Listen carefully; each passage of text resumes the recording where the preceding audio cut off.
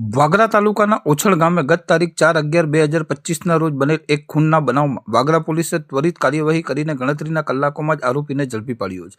પોલીસે મૃતદેહને તળાવમાંથી શોધી કાઢીને આરોપી વિરુદ્ધ કાયદેસરની કાર્યવાહી હાથ ધરી છે. મૂળ મધ્યપ્રદેશનો રહેવાસી શિવરામ સુધુ ચંદ્રવંશી, જે ઓછણ ગામે રોડ ઉપર મૂકેલ ડ્રિલિંગ મશીનની જગ્યા પર કામ કરતો હતો, તે તારીખ 4/11/2025ના રોજ ક્યાંક ગુમ થઈ ગયો હતો. તેની શોધખોળ કરવા છતાં કોઈક પત્તો ન લાગતા તેના કોન્ટ્રાક્ટરે વાગરા પોલીસને આ અંગે જાણ કરી હતી. ગુમ થવાની જાણ થતાં જ વાગરા પોલીસ સ્ટેશનના પોલીસ ઇન્સ્પેક્ટર SD ફુલતરિયાઓએ ત્વરિત એક્શન મોડમાં આવીને તાત્કાલિક અલગ અલગ ટીમો બનાવી તપાસનો ધમધમાટ શરૂ કર્યો હતો.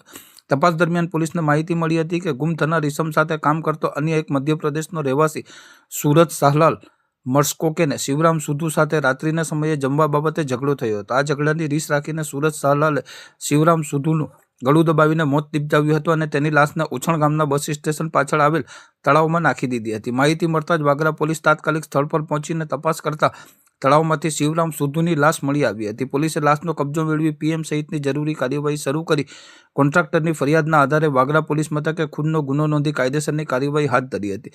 પોલીસે ગુનો નોંધ્યા બાદ ગણતરીના સમયમાં જ આરોપી સુરત શાહલાલ મર્સકોકેને ઓછણ ગામની સીમમાંથી ઝડપી પાડ્યો હતો. પોલીસની પૂછપરછમાં આરોપી સુરત શાહલાલ મર્સકોકે હત્યાની કબૂલાત આપી હતી. તેણે જણાવ્યું હતું કે મૃતક શિવરામ સુધુ તેને અવારનવાર પરેશાન કરતો હતો અને ઝઘડો કરતો હોવાથી તેણે આ પગલું ભર્યું હતું. વાગરા પોલીસે ગણતરીના કલાકોમાં જ આ ખૂનના ગુનાનો ભેદ ઉકેલી નાખીને આરોપી વિરુદ્ધ કાયદેસરની કાર્યવાહી હાથ ધરી છે.